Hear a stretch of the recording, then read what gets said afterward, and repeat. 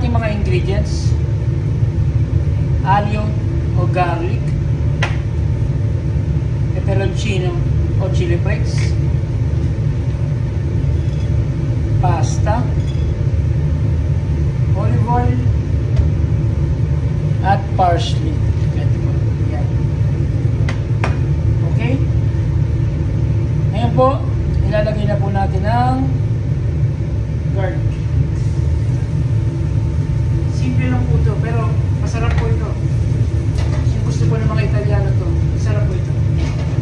Yan. Yan na po. Unahin po natin yung alyo. Bali po yung pasta, nilagay ko na po. Then, lagay natin yung peperoncino o chili flakes. Yan. Then, lalagyan po natin ng parsley. Yan.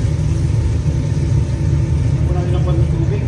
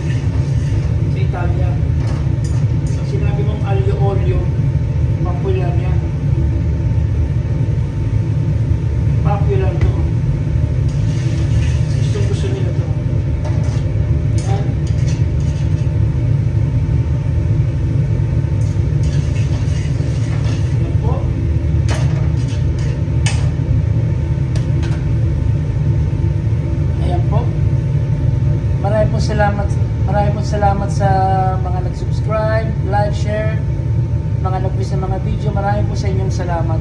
Sa inyo po, dahil po sa inyo yung lumalaki yung channel natin. Maraming po salamat. Sana po huwag po kayo magsawang sumubaybay at sumuporta. Maraming salamat po.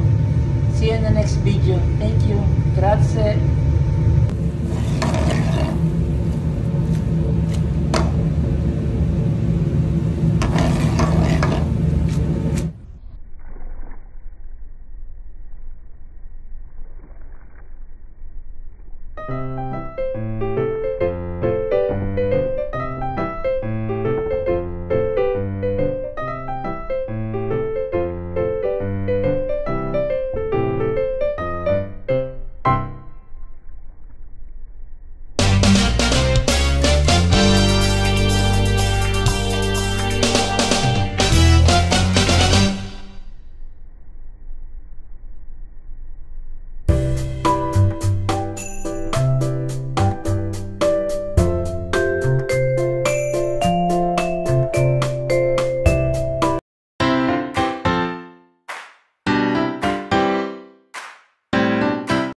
Please subscribe and share for more videos.